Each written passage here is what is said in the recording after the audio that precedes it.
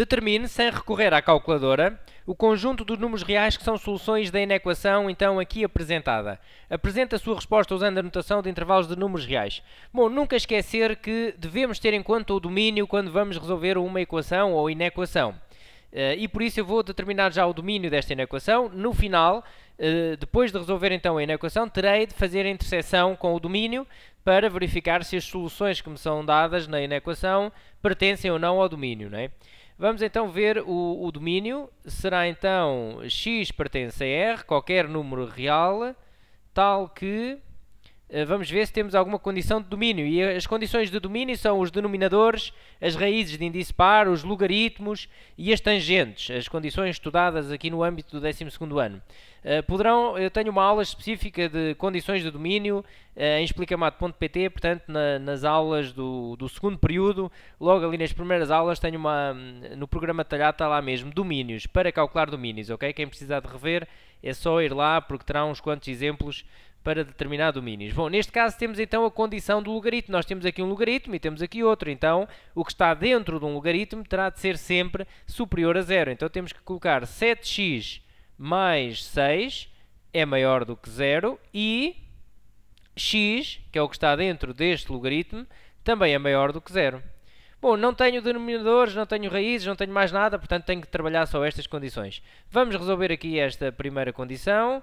Então fica x maior do que menos 6 sobre 7 e x maior do que 0. Okay? Reparem, a interseção agora destas duas condições dará, reparem, temos aqui o 0. Se intersetar então x maior do que 0, aqui portanto aberto.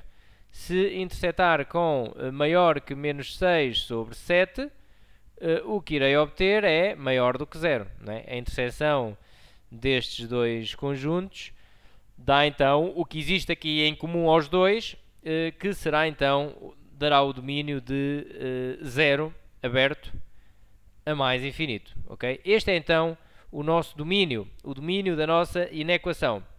Vamos resolver a inequação e depois logo vemos então as soluções que estão neste domínio. Bom, então resolvendo a inequação. Nós olhamos para a inequação, temos lá dois logaritmos, vou aqui transcrever, portanto, logaritmo de 7x mais 6 na base 3 maior ou igual que 2 mais logaritmo de x na base 3. Bom, existe mais do que uma forma de resolver esta inequação, não é? Eu vou agora optar por procurar aqui uma situação que nos é simpática, que eu diria tanto nos logaritmos como nos exponenciais. Se eu tivesse, por exemplo, o logaritmo de um retângulo maior ou menor ou igual ao logaritmo de um triângulo e aqui na mesma base, tudo bem, isto era uma situação simpática que eu poderia dizer então que o retângulo era igual ao triângulo, porque os logaritmos estavam, eu tinha um logaritmo num membro e tinha outro logaritmo sozinho no outro membro e tinham a mesma base e portanto poderíamos dizer que o triângulo seria maior ou igual que o retângulo. Ora, neste caso eu tenho ali um 2 a chatear, não é? Então as opções aqui seriam as seguintes. Ou passava este logaritmo que está no segundo membro para o primeiro membro e passava a menos, não é? Passava a ficar menos e poderia fazer a forma da divisão. Ou então, posso passar aquele 2 para um logaritmo, deixo estar este logaritmo aqui deste lado, portanto não lhe mexo, passo este 2 para um logaritmo de base 3 e eu relembro-vos que sempre que vocês quiserem escrever um número qualquer sob a forma de um logaritmo com a base que vocês quiserem, é sempre fácil de fazer. Reparem, eu vou escrever o número 7 sobre a forma de um logaritmo de base 3, então eu coloco logaritmo de 3 na base 3 elevado a 7. Ora, isto dá 7, o 7 passava para trás a multiplicar, logaritmo de 3 na base 3 dá 1, e portanto o 2 também é logaritmo de 3 na base 3, aqui de 2, ok? E portanto eu posso sempre escrever um número qualquer, o número que me dá jeito, escrever sobre a forma de um logaritmo com uma base também que me dá jeito. E neste caso dá jeito de escrever o 2 sob a forma de um logaritmo de base 3. E portanto posso escrever isto, logaritmo de 3 na base 2 aqui, digamos que é uma forma de fazer, ok? Agora tenho aqui a fórmula da adição dos logaritmos. Vou então aplicar a fórmula que vou agora aqui escrever, logaritmo de a vezes b, e cuidado não fazer confusão com estas fórmulas, ok? É igual a logaritmo de a mais logaritmo de b, ok? Portanto, a forma que existe é esta, que eu aqui escrevi, e não é, por exemplo, isto. Ok? Logaritmo de a mais b na base a não é igual a logaritmo de a mais logaritmo de b. Ok? Isto não é verdade, ok? Não devemos então fazer isto. Bom, então vamos aplicar ali a forma da multiplicação, procurando então aquela situação em que temos um logaritmo de um lado e outro do outro. E depois é então uma situação simpática.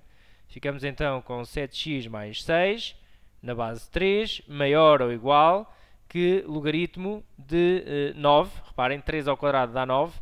9x, 9 vezes x, não é? Na base 3. Digamos que então fica a multiplicar. Eu estou nesta situação e passei para esta. Multipliquei o que estava dentro dos logaritmos. E agora posso então dizer, e isto porque os logaritmos têm base maior do que 1, ok? Porque temos de ter cuidado se os logaritmos tiverem base menor do que 1.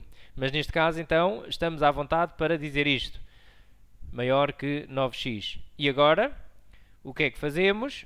Passamos, por exemplo, o 9x para o primeiro membro e passamos o 6 para o outro membro. Passa sempre a operação inversa, não é? O 9x tinha aqui um mais, passou a ter um menos. O 6 tinha aqui um mais, passou para o outro membro, ficou menos. Ora, 7x menos 9x dá menos 2x, maior ou igual que menos 6. Ou seja, e agora vou passar o menos 2 a dividir para o outro membro. Reparem que como estou numa inequação e como vou dividir por um número negativo, então troco o sinal da inequação, não do 2, ok? O 2 está negativo, ok? O menos 2 vai passar para o outro membro para a operação inversa. Não vai trocar de sinal, o menos 2, ok? O menos 2 passa para a operação inversa, que é dividir. Não troca de sinal. O que troca de sinal, e isto porque eu dividi numa inequação por um número negativo, é a inequação, ok? Reparem que eu tenho 2 é menor do que 3, e se eu multiplicar esta inequação por menos 1, nos dois membros, tenho que trocar o sinal da inequação. Menos 2 é maior que menos 3. E, portanto, em inequações, sempre que se multiplica ou divide por números negativos, troca o sinal. Bom, e agora é só fazer a conta. Menos 6 a dividir por menos 2 e ficamos com x menor ou igual que 3. Ok? E x pertence ao domínio. Ok? Vou colocar aqui no final apenas. Poderão colocar sempre, não sei se algum professor exige que coloquem sempre aqui à frente e x pertence ao domínio e x. Para mim, basta colocar aqui no final. Tenho a minha solução da inequação e o x tem que pertencer ao domínio.